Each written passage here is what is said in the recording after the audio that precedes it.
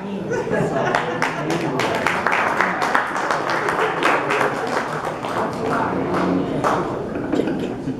everybody doing this morning? Great. I said, how is everybody doing this morning? I know we at a church, but I'm not a pastor, so. I got the call about 2 weeks ago by Miss Hornsby. I have another program on my phone, I don't know if she knows that. But she was like, Jock, she was like, would you speak for the annual Y Prayer Breakfast? And I was like, I would be honored. She was like, well, how do you want us to put your name on the presentation? I was like, you can put Joaquin Arch, and then in quotes put Jock, because I don't know if probably anybody that really knows me knows that Joaquin is my real name.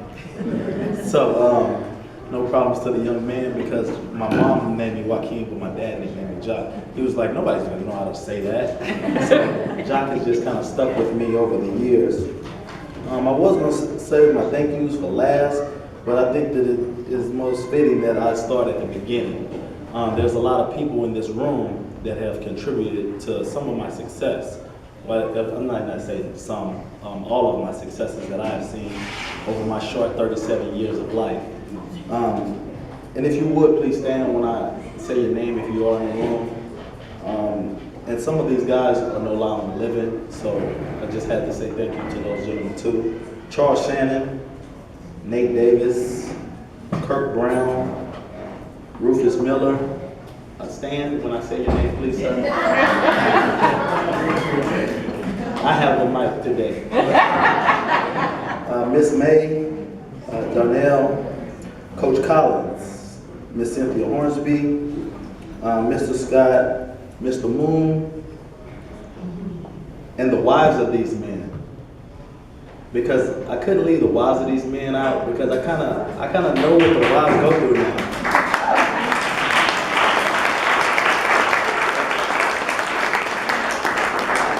You guys can have a seat. Thank you. These folks right here that I've called out are the individuals that have been in my life, through my life at the Y. And I had to say the wives of these men because I get in trouble for it now. My wife is like, what are you doing at the Y? Your kids at home. You need to get home. Well, you know, I guess that's one of the traits that I picked up from these men. You know, the wives have to share their husbands with other people's kids. And it's because of my success that I owe, you know, a lot of the time that these guys have shared with me. Today, I was looking for this picture and I couldn't find it. And I was looking for my photo album. I had to go to my grandmother's house. They had stuff in boxes. So I had to go to the internet. And there was a young man's Facebook, and he posted this picture about 6 months back. So I just was able to recently find it a while ago while I was sitting here. And I said, hey, is there internet connection? And it just so happens, you know, that's the way God works. You know, I was kind of disappointed I couldn't find a picture.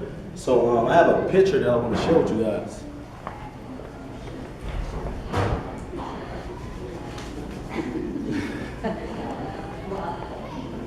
So you probably, looking at the picture, you probably won't be able to find me. But those of you that know the picture, I'm probably one of the shortest guys there in the middle. Oh, wow.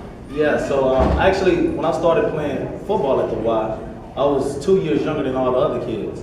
And so I really love football. So, you know, I got on this Charger team. This Charger team reminded me a lot. I saw the Outlaws in the building. That Charger team was kind of like the Outlaws. You're talking about old school football, but that's what they taught at the Y. You know, some of the values, core values that they stuck to was mental toughness, work hard, compete, taught us to think the game, and they gave us a strong fundamental value. And those are a lot of the things that make up strong young men. So to you guys that work with young athletes, I encourage you to keep instilling those values of hard work does pay off. Because I'll tell you, I wasn't always the fastest. I wasn't always the strongest, but I worked my butt off. And through that, you know, the Y doors were always open.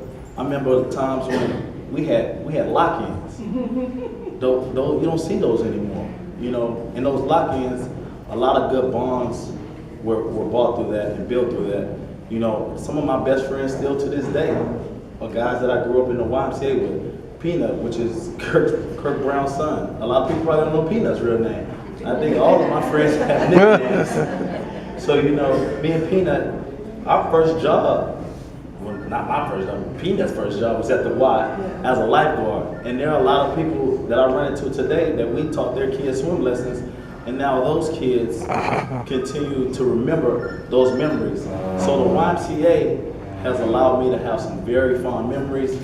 I'll never forget the days and the time. And you know, the individuals that I'm still close to now, they're my mentors, and I don't even know if they really know how we looked up to them. We were like, man, why are those guys wearing suits all the time? You know, we used to see Mr. Shannon sitting up in the office above the basketball gym. You know, I always would wonder, like, what is he up there really doing? And at a young age, you really don't get what's going on. Those guys were really paving the way and making sure that we had a place to go and be. The YMCA was a safe haven. I mean, it wasn't any scan your card. It was just, you know, if you didn't want to hang out in the neighborhood, you just came to the Y. The gym was always open. The snack bar was sometimes free because a lot of us didn't have any money to pay 50 cents for some chips. And, you know, they made sure that we were always well fed, well taken care of. And there were some fights. There were some fights in the day, but you knew if you fought, you were going to get a 30-day suspension. And, you know, but they made sure that you made up and you were back friends. It wasn't any conflict continuing on and on. And I'm really just telling you off of memory and telling you stories, because for me to write something down, that wouldn't truly give the essence of, you know, what the Y has been to me. And going back to that, I grew up on Burnett and Grimes, which is about a block and a half from the Wheelie Courts. And in the 90s, the Wheelie Courts was no joke. I mean, it was a neighborhood that, you know, people really truly feared walking out of their neighborhoods. And I went to Wheelie, so I wasn't supposed to go through the Wheelie Courts, but guess what? I did it. I had friends from the Y, so they were my friends, so it was no problem for me. But along that time, there was a shooting at Sam Houston. That was my 8th grade year going into my freshman year. So, you know, being at the Y, you know, you made fun of the kids at St. Gerard's because, you know, that's the private school. Who wants to go to St. Gerard's? So little did I know, all the friends that I hung out with and grew up with at Wheatley, you know, my grandmother, we were getting ready to go register for school, and we pulled up at St. Gerard's. I'm like, well, hey, what's going on? What's up with this? She was like, oh, this way you going to school. You won't be going to St. Gerard's. You won't be going to Sam Houston. And I was like, why? She was like, you just need a different look. You need to go in another direction. Because I was running with some of the baddest characters out of the Wheelie Courts. And St. Gerard's had a lot to play with that, and then the Y was right next door, so it was okay. So I had to, you know, do my time at St. Gerard's, but I know I could look forward to going to the Y when school was over. And, you know, Rufus, you know, we always had a battle. We had a three-point competition. And if any of you know that the Y's three-point line is kind of far back. It's the NBA line. But, you know, that turned out to be a good thing later on down the line, because at St. Gerard's, you know, it's traditionally a football school. But when all of us got there, it became a basketball school. And I hence lost my love for football and gained my love for basketball. And, you know, as a freshman and sophomore, I had to play regularly. All my friends, they were definitely older, so they were on the state championship team. And I was kind of jealous because the coach overlooked me. But you know what? Peanut took me under his wing, and he was like, man, you know, you can make it. So, you know, he went off to college. I was going into my junior year, and every summer he would come back, and we were training at the Y, running up on that hill, running up and down the side, running up and down.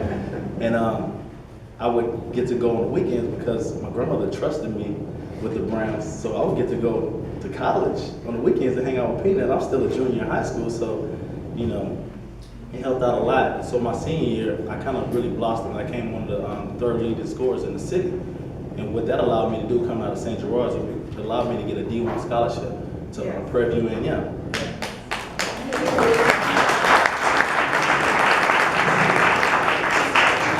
So for you young men, the reason I'm showing you this picture, I'm the only one out of that whole picture that played at the D1 level. Out of all my friends that I left going to Sam Houston, I was one of the only ones out of that group that graduated from high school. So, you know, again, the Y played a very crucial role in that, because it helped me surround myself with other people that were doing the same things that I was doing. And I, voice that to you parents, surround yourself, don't allow your kids to surround themselves with other kids that aren't doing the same things that they're doing. Because it does transition into your life. Am I still friends with a lot of those guys that I grew up with? Yeah, but we just don't hang out because we're not doing the same things. So the story goes on, I played at Prairie View, so my freshman year I really struggled, making the transition from high school to college. And I worked out before I went, but I just wasn't strong enough. So I told the coach, I said, hey coach, I want a red shirt. He was like, okay, cool, no problem. So the first game came around, they were about to leave. So the coach called my room and said, hey Jock, we really want you to play. And I was like, I was flattered. I was like, okay, you want me to play? I'm gonna play. So first game I had like 20 minutes in that game. Second game, 19 minutes. Third game, 12 minutes. Fourth game, 2 minutes. Then I was sitting on the bench. I was like, man, what am I gonna do? So I called back home, called my mentors from the Y. And they said, man, you just gotta keep working. So that summer I dedicated, came back to what I know, came back to the Y. We got in the gym. Sophomore year, I got my starting position. And we had to compete. When I got to Prairie View, we didn't have a really good team. So the coach went out and got all these kids from New York and all these other places. But I was ready for them. Because the Y, really made sure that we were ready. Kirk has this crazy pool workout that we still use this day. That has definitely helped a lot of kids. So my sophomore year, we started winning. So my junior year, we went to our tournament. So you win the tournament, you go to the 64 tournament. So I had a chance to play in the NCAA 64 tournament. Now all the guys that I played with in San Antonio, none of those guys played in the 64 tournament.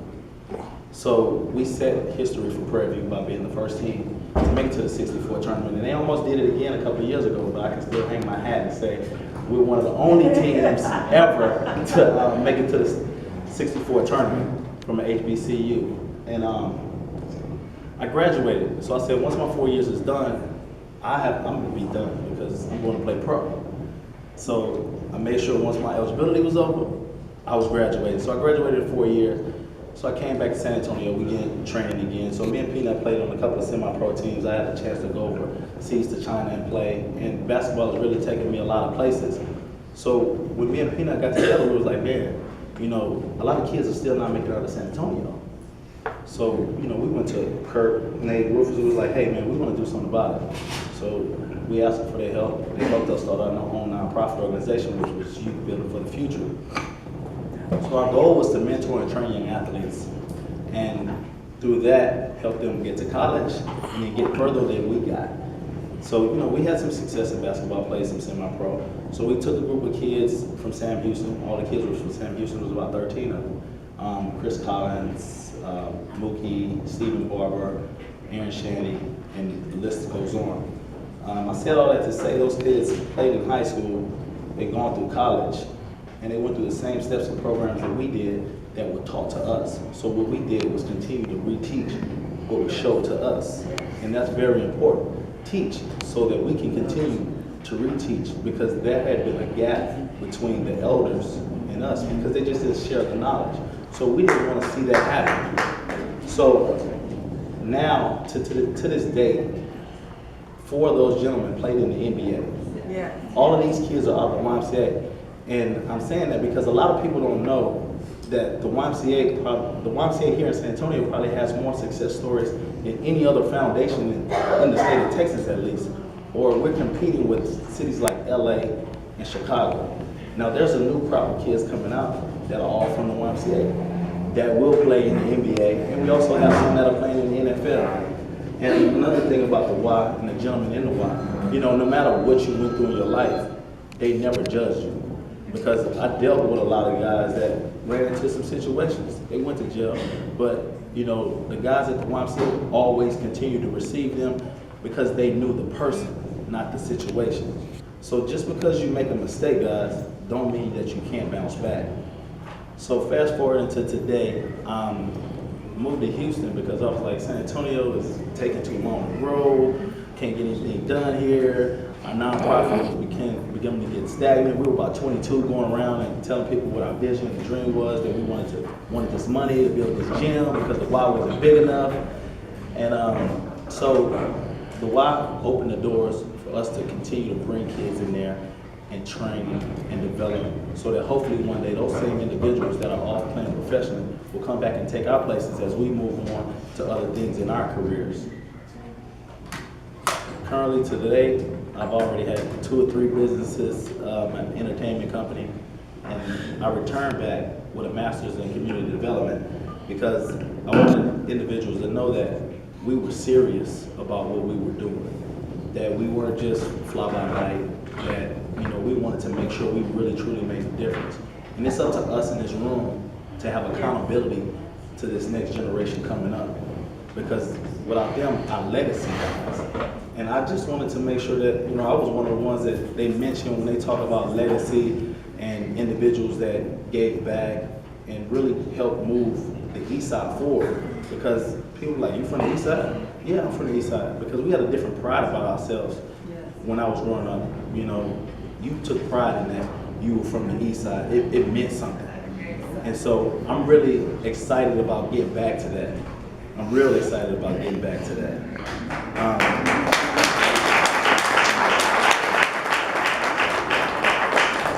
So I moved back and I decided, I said, if I'm gonna be here in San Antonio, I'm gonna do something. I'm not gonna be the one of the people that just talk about doing something. We're gonna actually do something. Because we have meetings and we plan a lot of stuff, but nobody's doing them. If we expect other people to come in here and do something, we have to do something. So we purchased a building on New Braunfels Street across from Nick's, which used to be the old Grandview. And it used to be an area that when I was growing up was vibrant, like businesses everywhere. So we rehab it, and me and my wife, we have a construction and project management business that we run there, and we've been in business for about 6 years. We're growing, East Side is changing. I encourage everyone to keep coming to the Y and do your part, whatever that part may be. So again, like I said, it's up to us to direct the future of what our Y looks like. And I want to leave you with this this Bible verse, Proverbs 22:6. Start children off on the way they should go, and even when they are old, they will not turn from it. Amen.